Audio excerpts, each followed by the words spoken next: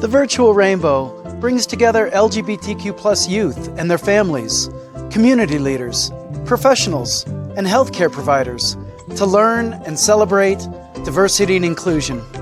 Thank you for joining, everyone, and welcome.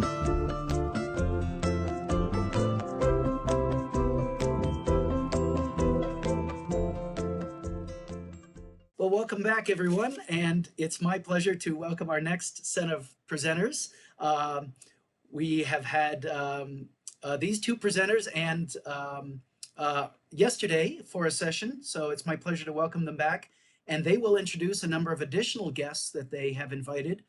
Spencer Check is the youth programs specialist with Empower Montana, and we also have Jonathan Delman. I hope I'm going to pronounce this right. Delman, is it Delman? You'll have to help me with your last name, Jonathan. And I don't have your title either, but you're also with Empower Montana. Is that right? Dominguez, right? Did I get that right? Okay. Sorry about that. Well, with that, I'm going to take off this slide here, and I will turn it over to you. Thanks again for joining us, and take it away. Awesome. Thank you so much, Paul. Thank you so much, everyone, for being here with us today and for sharing your attention and energy with us. We've prepared something that's hopefully going to be pretty special. A small panel of youth who are going to share with us a little bit about their experiences so that we all can hopefully come out of this session with a better understanding of how we can be making space for these people in our lives. I do want to say that we may have another panelist join us, so just be mindful of that. But joining me today are three, potentially a fourth youth leader that are heavily involved in our youth programs and or in our peer mentoring training model that we use in our youth in schools trainings. So before I turn it over to them to sort of introduce themselves, I first wanted to go over a couple of housekeeping things and also introduce myself. So, hi everyone, my name is Spencer Check. My pronouns are he, him, his, and I'm the youth program specialist at Empower Montana. Empower Montana is a leadership development organization that works to empower youth to be leaders like those that you're going to be hearing from today. So if anyone was present for our session yesterday, you might remember that one of the best practices that we discussed was don't depend solely on young LGBTQ+ folks to educate you. Be willing to do your own research. And I wanted to really acknowledge that and talk a little bit about that best practice and how it relates and how we're going to still honor that during this panel today. So the reason that that's a best practice for us is LGBTQ folks and gender diverse folks are constantly expected to explain their identities to people who don't understand or use some of their capacity to hold space for the mistakes and assumptions of others. And so today I really want to be mindful and honor the capacity of these young folks. And so they have graciously agreed to take part in this panel. So they're here to answer questions. However, each panelist will be allowed to answer each question, but they're not required to do so.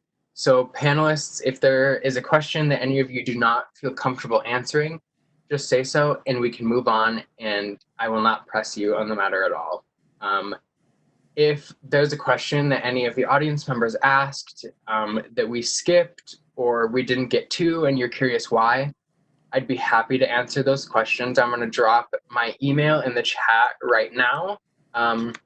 However, I will not ask the youth to explain their discomfort while we're on the call today. I will field those questions, and I just want to give all the young people the ability in the agency to decline any questions that make them feel uncomfortable or safe. But I just put my email in the chat, so if any of your questions go unanswered or we choose to skip them, please reach out. But with that being said, I'm going to go ahead and turn it over to my amazing guests. And if panelists, you just want to share your name, pronouns, and as much or as little as you would like about yourself and your relationship to Empower Montana.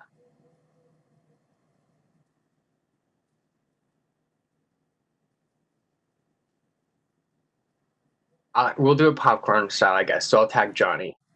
Okay. Can everybody hear me? I don't know if my mic is working. So my name is Jonathan Dominguez. My pronouns are they, them, he, him, his pronouns. I am a practicum student at Empower Montana, and I've been the practicum student for 2 years. What else? Something about myself. Something that people don't know is that I have a bachelor's in dance because I love dancing. So we're communicating my identity. So that's a fun fact. Thank you, Johnny. Do you want to tag somebody? Samara? So my name is Samara Tim. I use any pronouns. I go to Hellgate High School in Missoula, and I've been involved with Empower Montana through various programs for 4 years now. So that's me.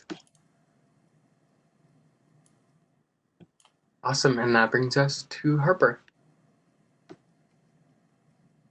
My name is Harper Kushner. I have been with Empower Montana. This will be my 10th year. I'm 24 years old, retired Navy, super, super big fan of Empower Montana, and I'm just really excited to be here. Awesome. Thanks so much. Well, now that all the panelists have had an opportunity to quickly introduce themselves, we'll go ahead and start to go through some of the 9 questions that we pre-selected. Once we get through those 9 questions, we'll go ahead and open it up to folks in case they have any specific questions that they want to ask the panel. And then we're hoping to hold a little bit of space at the very end for appreciations for the panelists and setting some goals. So we'll go ahead and get started with the first question. And like I said, panelists, you all will have the option to answer each of these questions, but there's no obligation to do so. So question number 1 is, how would you describe your experience as an LGBTQ plus identifying person living in Montana?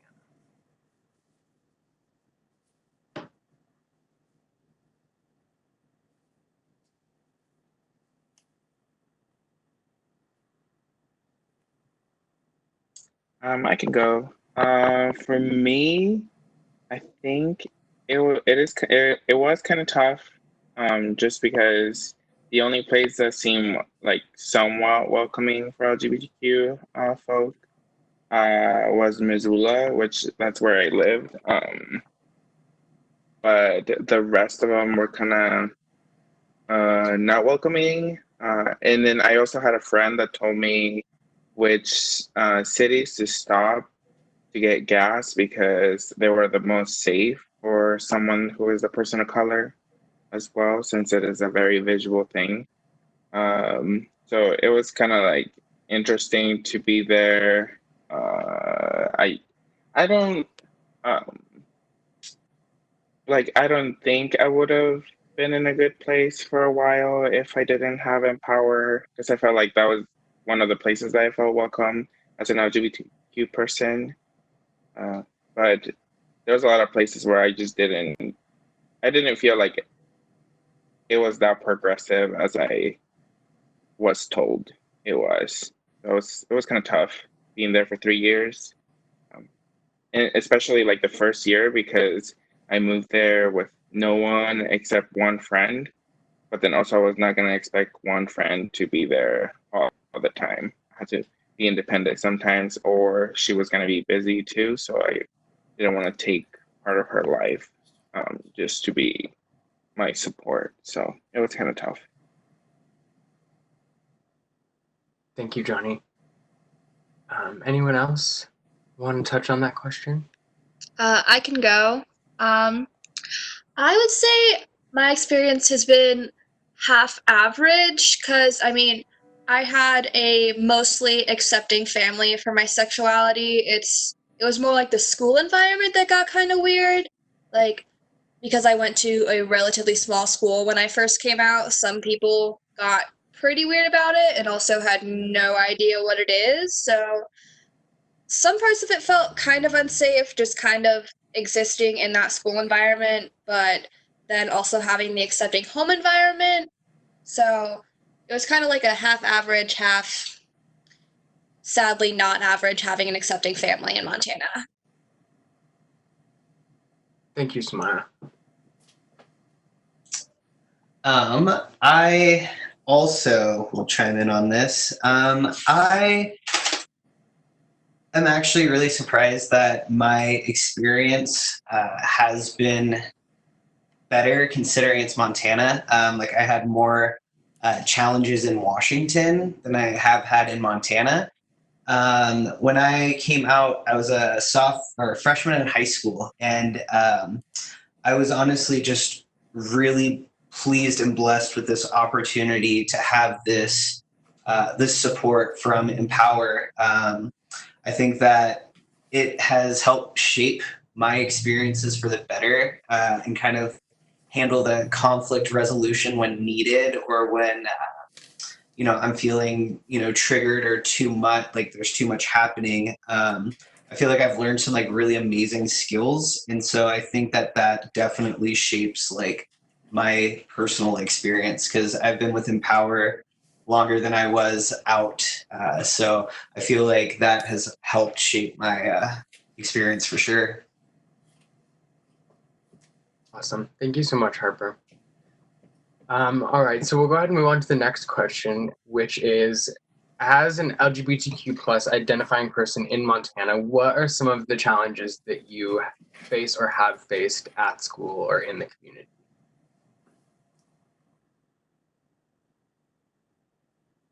I think the first year was like the toughest again. Because at the school I tried to like join the LGBTQ group that we had. I don't know why I said we, I never joined. Because when I went to one of their events to like have more members, my friend and I went and we kind of got stared like not very like welcoming stares. So we decided to leave. And then after that, we didn't try to join again, just because why try if your first impression of the group that's supposed to be welcoming to you for the community didn't accept you like at first. So, and then I wonder too sometimes, because I'm also a person of color, I guess like there's not that much welcoming for people of color either in Montana, as like from my experience. So I think it's like more of the intersectionality of my identities that kind of brings a more tough experience. Yeah. Thanks so much for sharing that, Johnny.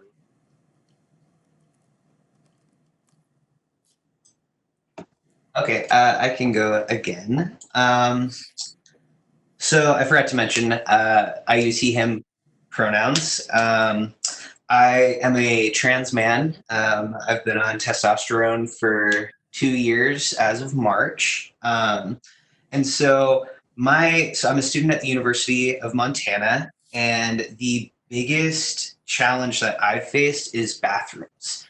There are plenty of bathrooms at the University of Montana, but there are not enough stalls, or in some cases no stalls at all. So there's been times where I have had to use the bathroom and realize that there's either too many people in the bathroom, there's no toilet, or there's no stall.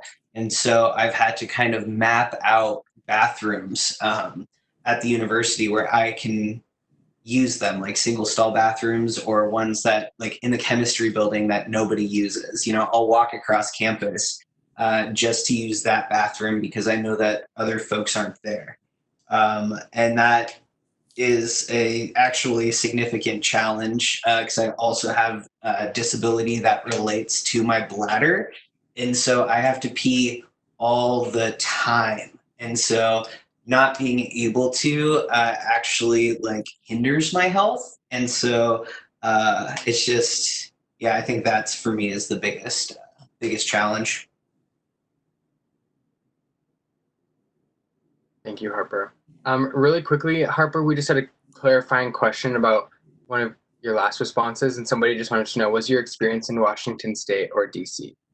Washington State. I was stationed in Everett, Washington, and then I moved to Bellingham, Washington, which is basically like a big Missoula with the ocean. And that in Bellingham is where I experienced a lot of that kind of coming out and living in Bellingham. Awesome. Thank you for clarifying that, Harper.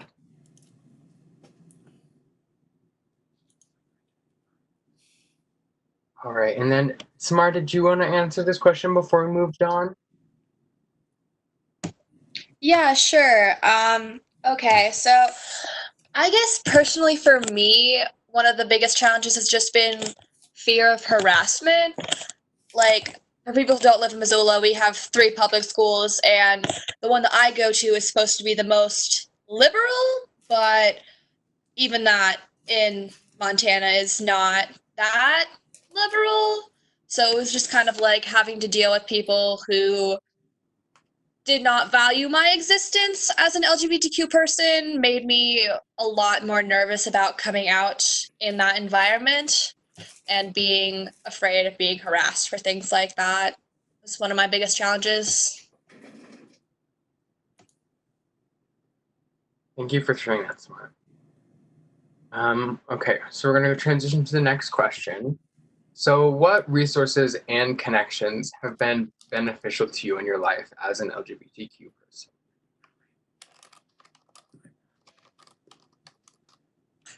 I found, obviously, I mentioned earlier that Empower Montana has been the biggest resource for me, and it's been there. Like, Empower was the reason that I felt safe enough to kind of come out. When I came out as a freshman, I identified as a lesbian, and so having that support from Empower Montana, me and a couple of my friends actually facilitated the group of Youth Forward, which is still in practice today. And so being able to, help to create this group and this environment to support LGBT youth, it was extremely powerful. It gave me this confidence in myself because I knew that if I had a horrible week or I was being bullied or, bad things were happening, I could go to Youth Forward and be with all of my peers and, hear about how their experiences are either similar or different and just like provide that support. And then my newest, best resource is Transvisible Montana. I was able to go to their empowerment leadership camp last year, and it absolutely changed my life. I mean, I moved here in August as, Harper trans man with no idea besides Empower, like what or where my community was. And so the Transvisible Montana organization has been my currently biggest resource and place for support because they obviously, like me, we all have different experiences, but we share this kind of gender thing that a lot of people don't understand. Gender is really complex, and to have an environment where you're speaking with other people that have had the same or even different experiences that still relate to gender is absolutely phenomenal and amazing. Love Transvisible Montana. Thanks so much for sharing that, Harper. I really just wanted to appreciate how you not only talked about like how it was impactful that the resource of Youth Forward existed, but how impactful it was to be able to be a part of creating that group. So thank you for mentioning that. I also want to say Empower and a job that I used to have, which I was there for 2 years. I think just having I mentioned my job just because I feel like having a very welcoming job made it more like enjoyable for me to go there. And then I felt that if I had issues, I could also talk with my boss and he would support me. And also Empower Montana. I feel like that was the only place that I had for any LGBTQ related items. I don't want to say issues because it wasn't just issues. Sometimes I like to just go there. But I think those two were like the support that I had, and they both pushed me to kind of connect more with the university and what's out there. Because when I was a master's student at the university, they have like a very separate setup for orientation, so you don't get like the undergraduate experience that I had, which it was being in this event with a bunch of people that were like that you could kind of meet and have a lot of friends. So it was more like a segregated little group that we had, and there was a lot of students there that I did not enjoy. Um, but it was tough because I didn't get to do the bigger orientation to like get to know other people. So like having those two groups in Power Montana and my other job, um, it kind of helped me like get connections in the university and also meet other people and also join a group. So it was good. Awesome. Thank you, Jonathan. I'm just going to keep adding on to people's talking about Empower Montana because that's mostly what I have for resources. Well, I didn't really find Empower Montana until 6th grade, but also that's one of the earlier ages for a lot of people within Empower Montana. But it definitely helped me like facilitate a healthy environment for exploring my identity. I mean, a lot of stuff I kind of learned on the internet, but not all of that was true or healthy. And then kind of being able to bring it back to like Youth Forward definitely helped me like realize that some of them weren't always accurate because it was the internet. And then also having my mom who introduced me to Empower Montana. So Awesome. Thank you so much, Samara. We're going to transition to the next question. So, number 4, what resources, if any, do you feel are missing in your communities in schools for LGBTQ plus identifying folks? To do that.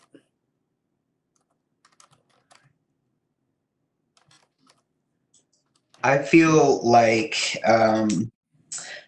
LGBT competent support systems in schools is lacking significantly. Although we have, Lambda at the university and, GSAs within schools and Youth Forward, I feel like this support system could be bigger and, just really focus on the empowerment, part of, your identification. Like I've been to a couple Lambda meetings where I've kind of felt like, yes, this is awesome. There's this group, but I feel like we could be doing more, not even just Lambda or the University of Montana, but like throughout the state. Not having a support system in place from, faculty and, just other students that are either, don't feel comfortable coming out or raising their voice. If we had more support, I feel like not only the university, but like Montana in general could be a really amazing, welcoming community. So thank you, Harper. I think also sex ed that's not heteronormative, because I feel like that's another struggle that I see in schools, that they don't really educate like the full spectrum of sexuality. They only do the males and females, which is not the only thing that's out there. I feel like sex ed needs to be more bigger to educate youth. What else? I think I had something else. I just forgot. We can come back to you if you remember it. for schools, I would say like an LGBT advocate within administration, because I know that there are a lot of like teachers who at least in my school, who are gay, but I can't think of anybody within administration who I would actually feel comfortable going to for help when like I'm being harassed specifically over my sexuality. But those are the people who you're expected to go to for things like that. Thanks for sharing that, Samara. Okay. So, number 5, what hopes do you all have for yourself and society moving forward to the future?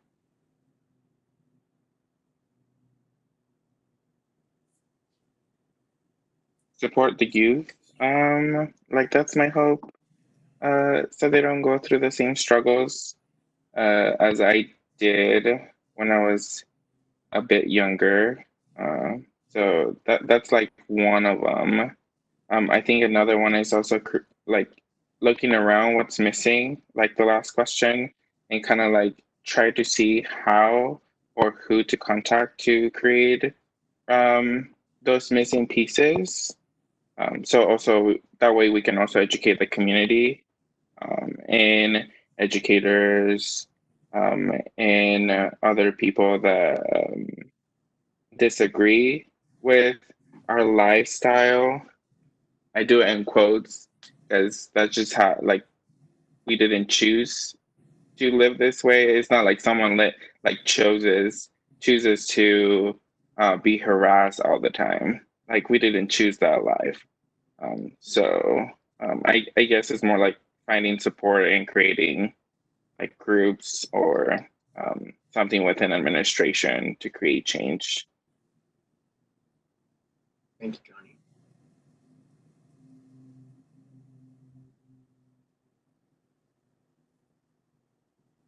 Okay, so I some hopes that I have for myself. I am a double major, political science and communication studies, with a minor in history. And so after I graduate, I plan on going to either law school or pursuing a PhD in political science. For me, just witnessing mistreatment and seeing kind of its nasty roots that are associated with it. We can see this in government. I mean, we can see this if you even just tune in to the state legislature in Helena, you're going to hear these homophobic or transphobic undertones and even overtones. And that's completely unacceptable. People shouldn't have to debate whether or not it's safe for them to use the bathroom. And so I've been kind of involved with politics since I was in high school. And so pursuing either roles after I graduate, it's just I want to make sure that people are comfortable and they feel safe enough to participate in local, state, and federal government because we are the people and we deserve to have our voices heard and we demand equality. And I think that that's a human right. And so I will pursue that. And then for society, I mean, a more just and inclusive society. I mean, I guess it just piggybacks onto why I am pursuing the things that I am. But I think that that would also improve society. Thank you so much, Harper. My hope for society and me kind of go hand in hand. I want to go into nursing, so my hope is kind of like less discrimination in the medical community, both like to LGBTQ patients and to LGBTQ medical professionals. Like the fact that I, as a patient, could be refused service because of being LGBTQ, or somebody could say that they don't want me to like help them because of the fact that I'm gay is kind of ridiculous. So I just kind of hope that that gets resolved or at least is made illegal. Thank you, Samara. Okay, so next question. And this can be more than one thing. The question's framed as one thing, but if you can think of more, feel free to share. What's one thing an ally could do to demonstrate that LGBTQ plus folks are valued and welcome? be there to listen and acknowledge my struggles without like asking questions. Like if I want to talk, I'll let you know if I want an answer back. I just want, like, I think it is very important to be there to just listen. And if we ask for your opinion, I'm sure we will let you know.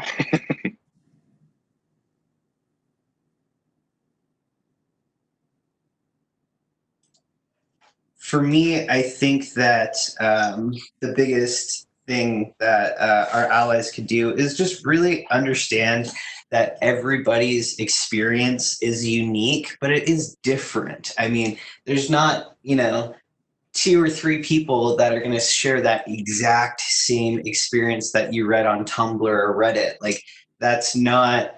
That's like a kind of challenge that I am seeing when I participate now in LGBT outreach. Is this, well, since you're talking about this, why don't we just sit down for 10 minutes and I'm going to ask you all these questions and you're going to answer them because I'm asking them and you want me to be educated. I think that it's a huge deal that you don't, like, you just need to be mindful. And then the second and most important one for me is that I don't have a clue sometimes. Like I said, I've been on testosterone for 2 years. I am going to be engaged, I'm going to be married in September.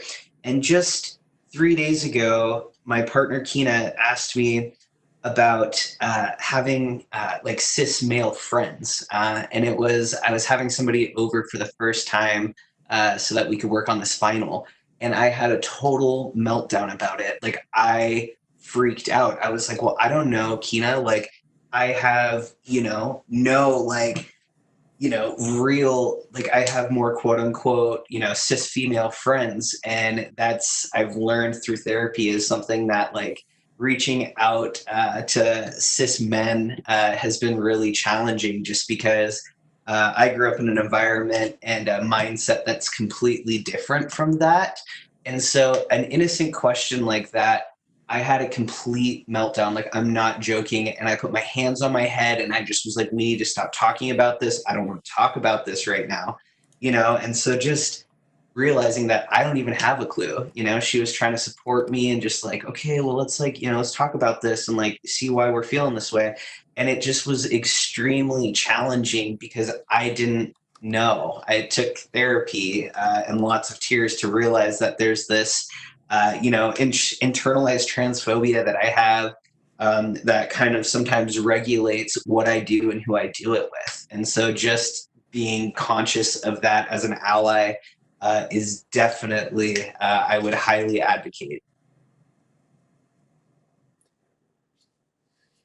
Thank you so much, Harper. Really quickly before we move on to Samara's answer, they have one. I just have a message from one of the audience members that wanted to thank all of you for all the goals and the work that you're doing for positive change around the world.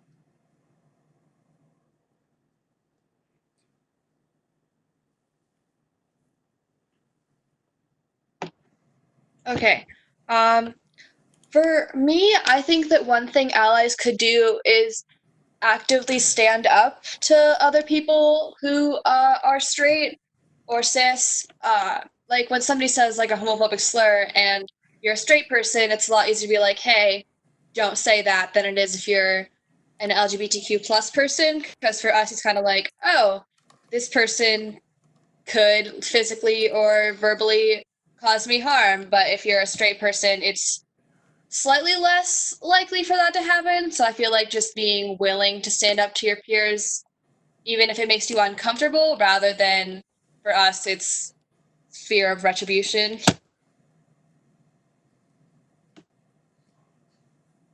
Yeah, thanks so much for that, Samara. I think that that's a theme that I pick up on, and it's like there's a huge difference between comfort and safety, right? And I think sometimes they get muddled, but there is a huge difference.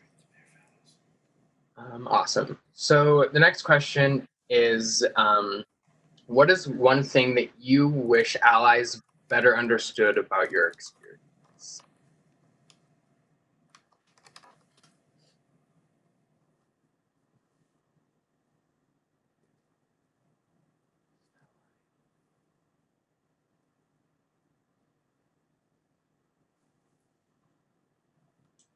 I think for me is that intersectionality part. And then I think that's everyone like has different identities. So just because I'm in the LGBTQ doesn't mean I don't have other struggles that are out there. That's just another add-on to like the harassment and microaggressions that I have to go through. And then, like Harper said in the last question, that we're all unique in our own experiences and we all grow like, and then this other part is that we all grow in different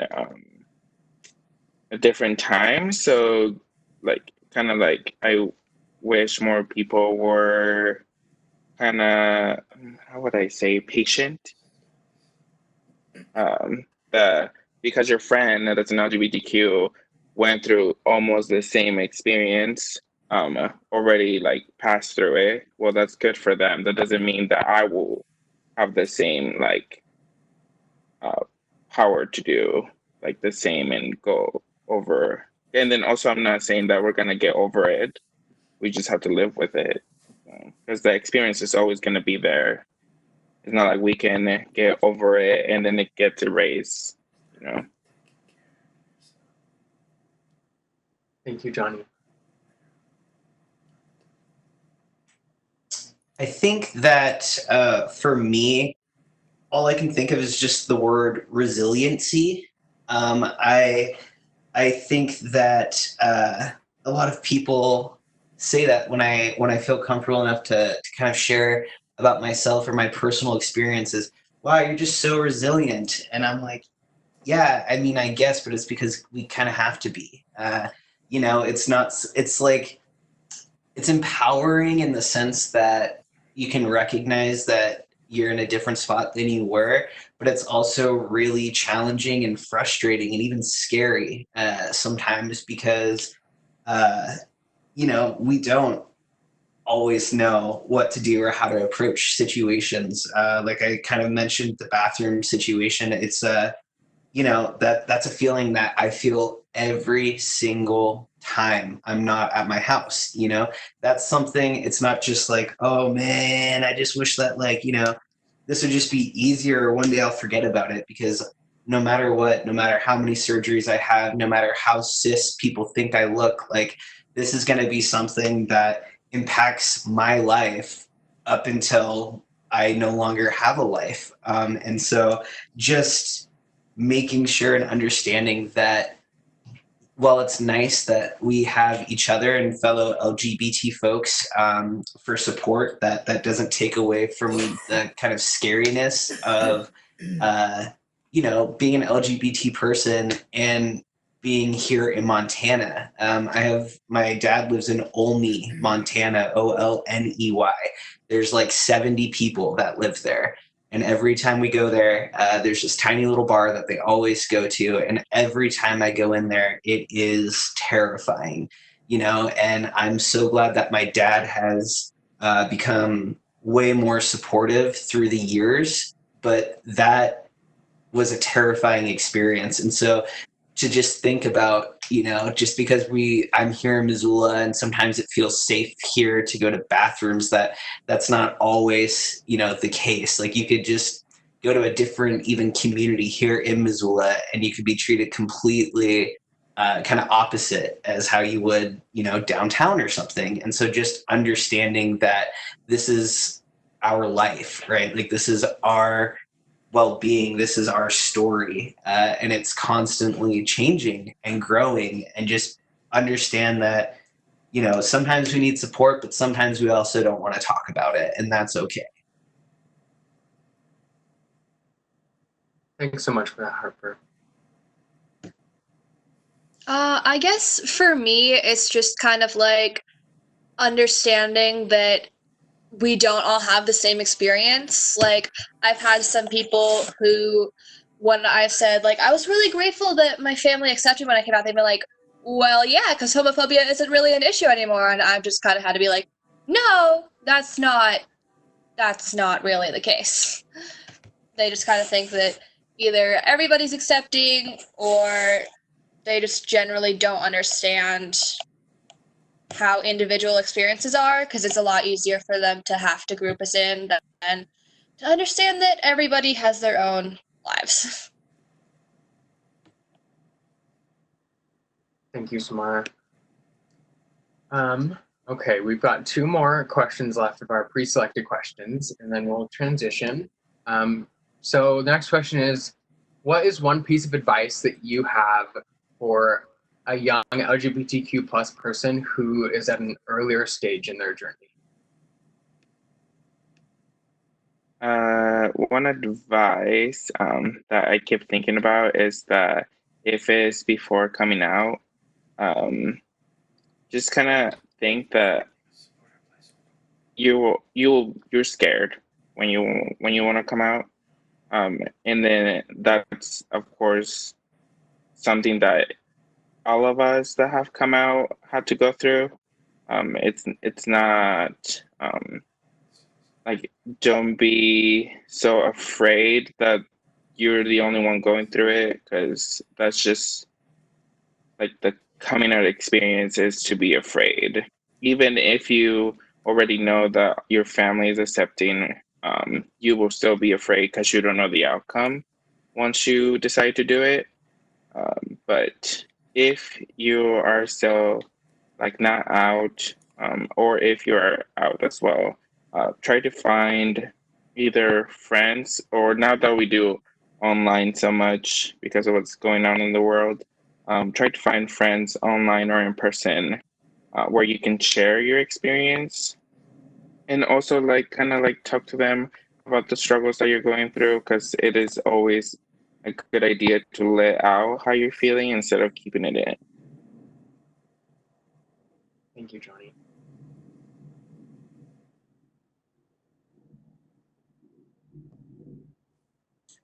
I would say personally, find your community. You know, like Johnny was saying, it's, you know, the internet is kind of created these like Facebook. They're now advertising on Facebook. Oh, you like running your like dog while you're on a scooter? You should join. Like, there's a Facebook group for that or something. I think that technology can be really hurtful, but it can also be helpful. Just being able, like, I wish that I would have, because I'm part of all these different, support groups and stuff, and my life would have, been a little bit different, probably towards the positive, if I would have known that there were groups and communities and folks out there that really just want to wrap, their virtual arms around you and, just really offer that support. And so being able to find a community, so even if you're in the most rural part of Montana, and you have access to internet, just being able to join and participate, even virtually, in sharing your experience and your mental health. It's really important. And like I said, there's plenty of them out there, and I could list some if anybody needed them. So Thank you, Harper. My piece of advice would probably be, don't come out because other people are telling you that you should. I feel like coming out made me a lot more nervous than it maybe would have been if it hadn't been because other people were telling me that I had to come out to these people at this time, where it was like I was living a lie, but that's not really the case. It's just kind of a matter of comfortability and safety and what you want to do at that moment. Thank you, Samara. All right, so now we're going to move on to our last pre-selected question, and then we'll open it up to the audience. So what is one positive change that you have seen over your lifetime for LGBT folks? I think making it more visual that we exist. I know that now in social media, you can put a lot of things out there, and I think we have created a platform where we show like that we are real and we are not just a face. So I feel like that's something that I have seen change, and also like showing that, like, I keep talking about intersectionality. I'm also a person of color, but I have also seen making it like visual that people of color are also can also be an LGBTQ person. So that's another thing I will say. Thank you, Johnny. For me, it was the legalization of same-sex marriage, especially here in Montana. When I was in the Navy, when it happened, I was in San Antonio, Texas, going to school to be a police officer. And there was this group of three of us, LGBT identifying. And I just remember sitting outside at the smoke deck, and it was over 100 degrees, and we were just sobbing. Like, we watched this video, and we all just broke down. I think that it was probably one of the most influential moments in my life, knowing that not only was I in the military, but I had support, and there's people just like me who cared about same-sex marriage, and this huge leap of, we have a long way to go. There's no doubt about that. But the little victory of saying, okay, well, now I can get married if I want, and I can get married wherever I want, and that is okay. I think, like I said, I think that's the biggest one for me that's happened. Thank you, Harper. Mine is actually the same as Harper's, with the legalization of gay marriage in Montana, because it was like the first real landmark thing for LGBTQ rights that I could remember, because I was 10. I remember that my mom and I were playing the game of life, and even though my mom is straight, she chose to marry a woman in the game because she's like, well, people can do that now. And I was like, oh, cool, because I didn't have access to news on a regular basis yet. And it was just kind of really cool for me, because I thought that women were cool, but I also thought that everybody thought women were cool. So I didn't really realize that was normal. And then I was like, oh, you can marry women now. Nice. Thank you, Samara. Awesome. Well, we have gotten through all of the pre-selected questions that we had. So now we're going to go ahead and open it up to any folks in the audience who might have any questions for our awesome panelists today.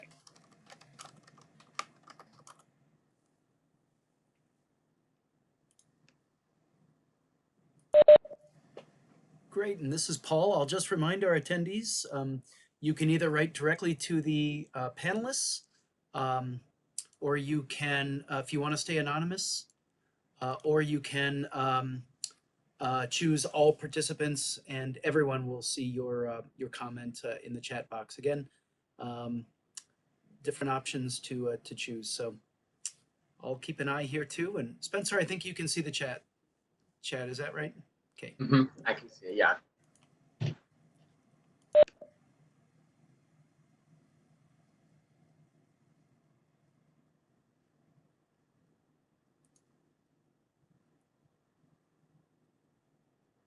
I guess I have a quick question for the three of you to maybe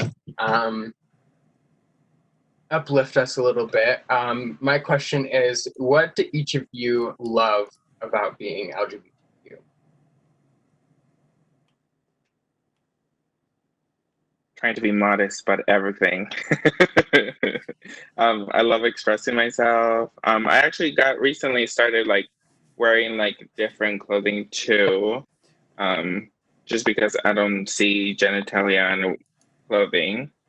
And then I think it's like fun to just wear different items and then show people like your true self. And then also, I'm just fabulous. Thank you, Johnny. You are the most fabulous, Johnny. I endeavor to be just like you. I think for me, it is, again, I'm like so pro mental health. I think that My favorite part about being LGBT is going to therapy and learning more about myself and my brain and society and why my brain, thinks, these things or why I act this way. I think that therapy is my favorite part because I've been able to unlock this part of myself where I am okay with being transparent. I am okay with recognizing and understanding that like my life means so much more, but being part of a community that cares so much is really it's invaluable. I just like there's no other way to put it. It's I think the community is just the absolute best. I love it.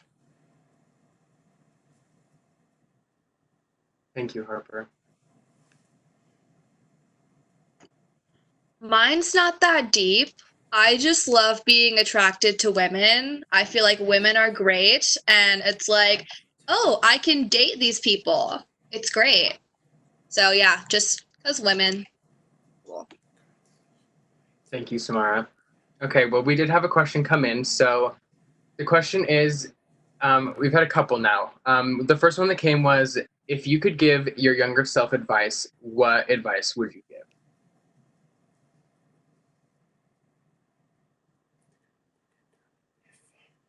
I think come out sooner. I think for me, because I feel like I was like, even if my parents were not going to be accepting, I felt like just waiting longer to come out, I robbed myself from experiences I could have done uh, without fear. Because I feel like once I was out, I was just like, everybody knows, I no fear here. I'm just gonna do it. Like if people ask me why am I doing it, I was like, oh, you don't know? Oh, well, let me tell you. I'm not straight. So I think that part is just like come out sooner. Um, I am fortunate to have very welcoming parents, but yep, it would have been like a better. I probably would have had more um, better experiences if I did at a younger age. I don't know why I think like that. I just think that that could have been a good thing for me. Thank you for sharing that, John. I think for myself, it's okay to not be okay. You don't have to have everything figured out. It's okay to disassociate sometimes, but don't let this disassociation rule your life. Again, with my trauma, I try to pursue academics, and I've learned throughout the years that if something really terrible and horrible happens to me, I am like, okay, well, this is pretty awful, but I'm going to focus on these six other things instead. And then I just kind of like brush over it and try to use my ambition as like this put this wool over my eyes. And so I think it's really I would have given myself a hug and said, it's okay, and it's okay to not be okay. And yeah, that's it, I guess. Thank you, Harper. I guess just that you don't constantly have to have a crush on somebody for you to keep being gay. Like, I remember I once told my friend that I had a crush on this girl in my class when I didn't, because I had come out to her and I was just like, okay, so if I'm not specifically interested in somebody, she's not going to think I'm gay, so I guess that I have to pretend to like this person now. And then that was uncomfortable and unnecessary, so I guess just that you don't need to prove yourself that you're gay. Thank you, Samara. The next question that we had come in was, during this self-isolation, have you made more connections in the virtual world? And has that helped you connect with more people and made you all more comfortable being you? So I am moving to Portland very soon, and I have had like I went there in spring break. and I also met some people that are in the LGBTQ, and it has helped me feel less like fear of going there because at first I was like, well, I'm gonna start over just like when I went to Missoula. I'm not gonna have any friends because this time I'm going by myself. But just like having those connections before going there, it kind of makes me like um, happy to go there because I feel like it has been easier to find friends um, virtually, and then I'm gonna meet them once I'm there. And I have a lot of Snapchat friends. So. Thank you, Johnny. I feel horrible because I have not made any connections with anybody who I have not known. I don't like being on my phone. I don't like being on Facebook. I don't like checking my email. I feel like I just have a phone so I can listen to Spotify and play this Tetris thing on my phone. And so, yes, I have not made really any virtual connections, but actually, that's probably not all that true. I was taking a poetry class, and at first, I was really not here for it. It's an hour and a half of just reading poetry, and that for me is new, and that means that it's scary for me. But last week, I made some beautiful connections with a few of my classmates who have had, similar hurdles that they've had to face, LGBT and beyond. And I think, actually, yeah, no, that's fair. That's fair. I recant my first statement. I made some amazing connections in my poetry class, and I think that it is absolutely beautiful. Yeah, just talking to people and realizing that it's okay to be on the computer because there's no other way to connect with humans. So I actually, Barbara, I'm going to make a note of it right now to my goal for this week is to make more virtual connections because it is so important. Thank you, Harper. Okay, I have actually not made any new connections, but I have actually been able to maintain old connections with friends that I haven't been able to talk to for a while, specifically virtual friends. So that's also been good, I guess, is just being able to talk to them more regularly. I've known one person for 5 years virtually, so but even then, I'm still like getting to talk to them more and learn more things about them. So that's been cool. Awesome. Thank you, Samara. Okay, another question that we have is, how have you been supported in a unique or surprising way?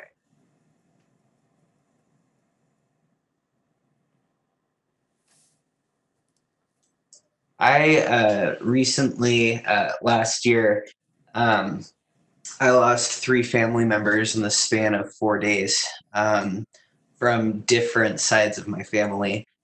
And so I think that I completely lost my train of thought. Spencer, what was the question? No worries at all. It's how have you been supported in a unique or surprising way? Awesome. Yes. So I went to my pappy's funeral. He's my great grandpa from my adopted dad, the guy that I call dad, the guy that's raised me. And I was terrified of going to this funeral because my Nana and my Papa, my pappy's son and his wife, were going to be there. And I hadn't had any conversations with them at all since before I left for the Navy in like 2013. So to go from, you know, cis looking female to, hello, my name is Harper, my voice sounds like this, and I'm trying to grow a mustache, it was actually really amazing. Like I'll never forget the experience. My papa, who's very right wing conservative, I have him unfollowed on Facebook because it's that bad, and he just wrapped his arms around me, and he just cried and cried and cried, and he sat there and we both cried for about 45 seconds. And he said, "This is the happiest that I've ever seen you. I see that you feel this confidence that you never had. I see that you're happier with yourself and your life and where you're at." And I, again, will just never forget that unexpected amount of just empowerment and love that I experienced from him at that moment when his father had passed away. Thank you for sharing that with us, Harper.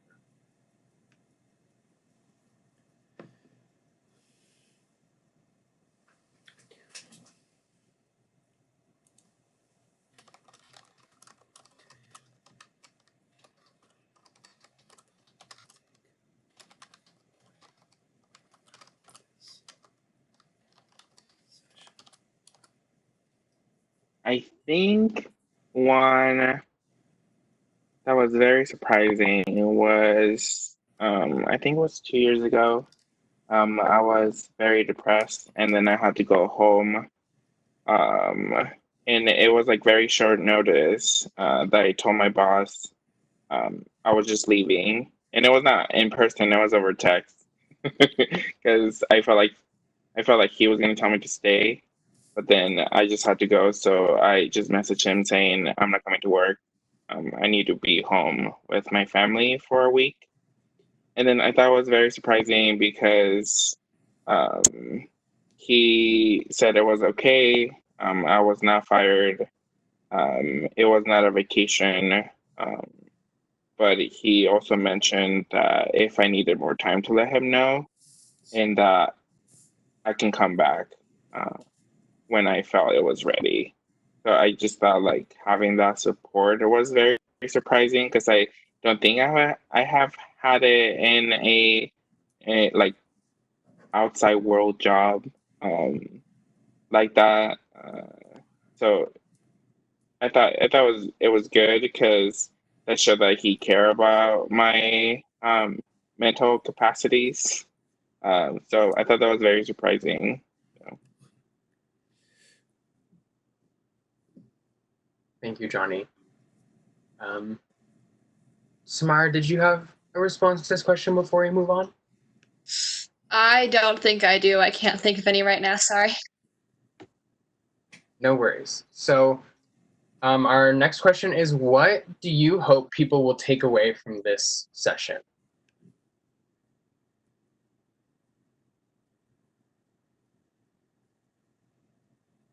For me, before I tried to join the session and had all this technology problems. I spent part of this morning kind of reflecting on this panel and the questions that we were presented, and it reminded me of a summit, and I'm not sure if it was this summit that I went to at the University of Montana, I think in 2012, and it was for trans and gender diverse folks. And I was a sophomore in high school, and I realized at that panel that I was trans. It was scary, but amazing. And so I just continue to reflect on that experience. And, I really hope that folks just take away the fact that, everybody is unique and different and beautiful, and that it is okay to be different and unique and beautiful. It's actually like an amazing feeling. I hope that people realize that young people, there's a stigma that young people don't know what they're talking about, or they don't know how they're feeling, or just all of these things that we hear every day, and just recognizing that that's not actually the reality here. There's people from all different walks of life, even just our panel members that are different ages, have had different upbringings and careers and jobs. And so just, taking away the fact that you are just so valued and welcomed, and that there is support for you. Thank you for that, Harper. For me, something that I want people to take away is that the whole education part. Do your own research before you go ask someone in the LGBT community a question. First, research it. If you don't find it, then I'm sure one of us will know where to go or try to help you. But we are not your own like little Google outlet for you to like go ask questions. And then also to anyone, like I said, no, Harper mentioned that some people might think that we want you to be educated about LGBTQ. Um, you should be educated. Not we. You should be educated about it. We are not expecting you to be fully educated on LGBTQ experiences or definitions or everything. So it's not what we want. We just want you to be like uh, an actual human that cares about other human lives. So you should be educated. That's all I have to say on that part. Thank you, Johnny.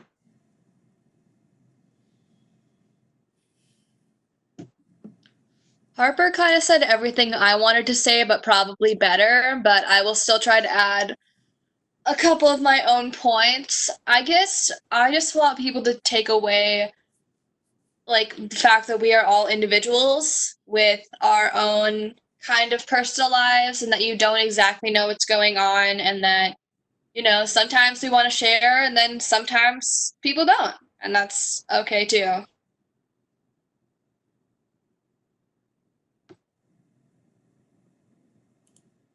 So thank you so much, Samara. I'll go ahead and leave just a couple more minutes for any questions that might come in, but if those couple minutes go by and there are no more questions, we'll go ahead and transition into sharing some goals with each other and then some appreciations.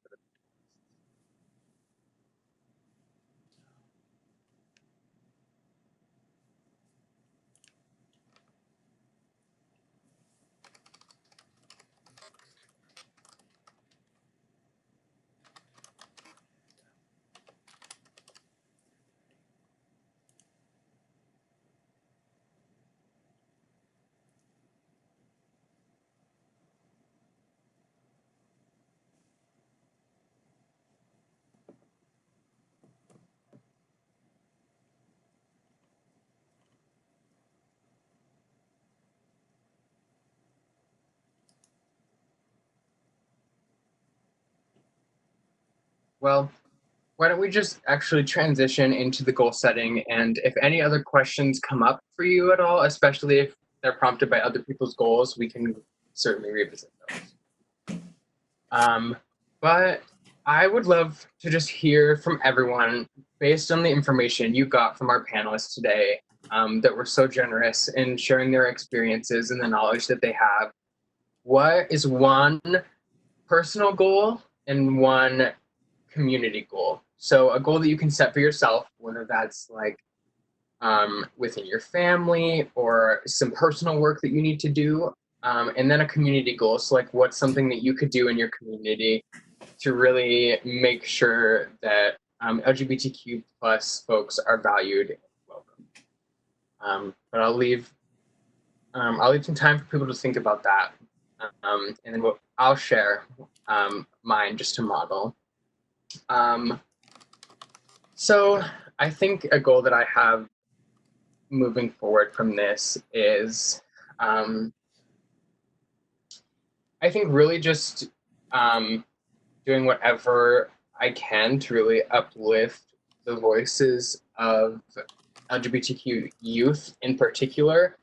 Like Harper said, we're sort of like inundated with this assumption that young people don't know what they're talking about and, oh, they're going to grow out of what they're going through right now. It's all just a phase. But I really do truly believe that young people are the experts of their own lives, and it's our responsibility to help give them the tools and the language they need to communicate those things to us.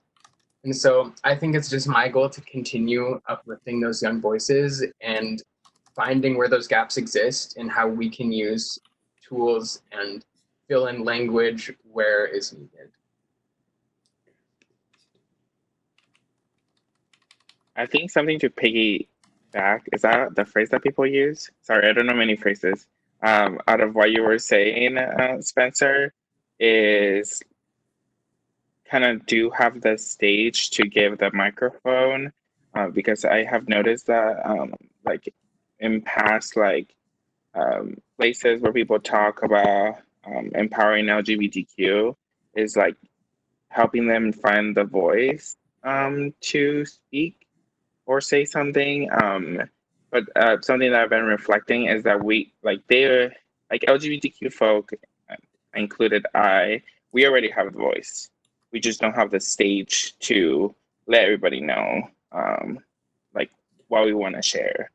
So I think it's the whole part of language I'm trying to like go through right now. Is that just like I want to give those people to feel they don't have support, and they want to speak up. I want to give them that mic because their voice is there. We just need to give them the opportunity to say something. Thank you, Johnny.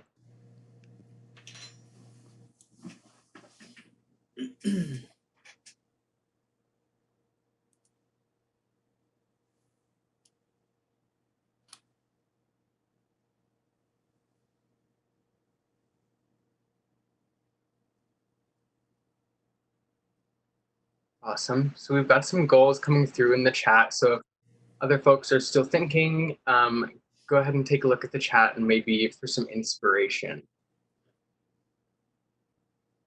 But I will also open up this time for any appreciations that folks might have for our wonderful and amazing panelists today. I, first of all, just want to thank you all for using your energy and capacity to help educate us on your experiences today. I know that with everything going on, a lot of people's capacity is limited. So I just want to really express how grateful I am that you all took the time out of your weekend to be here with us today.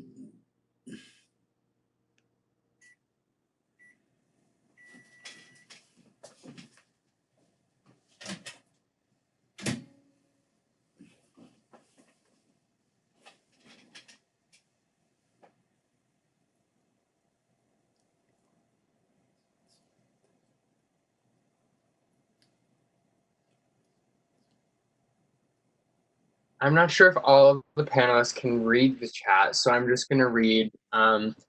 Did someone shared? You're right, Spencer. They are wonderful and amazing, and so are you. Thanks everyone for being so open and vulnerable in sharing.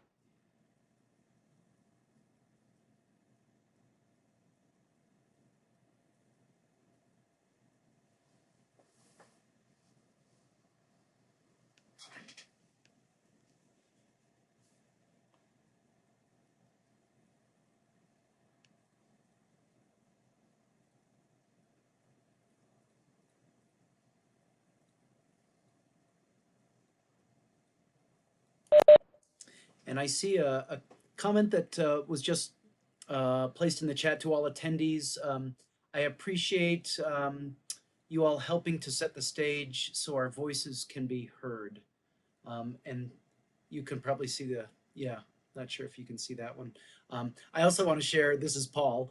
Deb and I have been receiving some texts and some emails about how amazing this session is. So that hasn't been shared on the chat.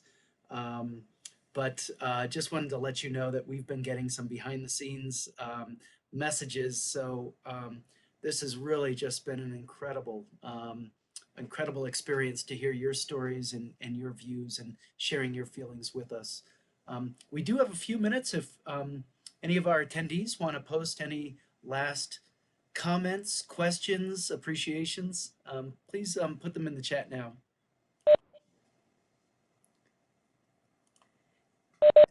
Maybe I could just invite you all for any closing comments before we come up to the end of our session today. Any closing comments? Awesome. Yeah. I would just like to say thank you all for spending some time with us and really giving these young folks the stage to share their voices and their experiences. I really hope that you all are able to put some of the information that you learned today into practice and really engage yourself and your community in ways that can be really impactful for the LGBTQ folks who live. So thank you so much for spending your time with us today. Wonderful. Any other closing comments from any of you? I think just saying thank you for coming. Well, being in this virtual like platform, like it actually makes me happy seeing that even if it's just a few people, those few people will be spreading joyfulness to other youth and other people that are needing some support. And I hope we provided some information that will be helpful for all of you to use in your practice in a day-to-day life.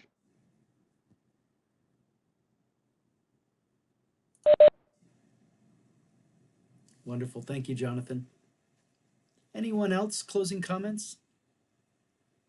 And I see another comment in the chat. You're all lovely, and thank you for sharing your insights and stories. Just have one last comment, and I went ahead and put my email in the chat once again. So if you have any other questions, feel free to reach out. I will say that due to everything going on right now, Empower Montana is functioning at a much lower capacity than normal. So please do reach out, but just be aware that it may take some time for us to get to your message and reply. Well, wonderful.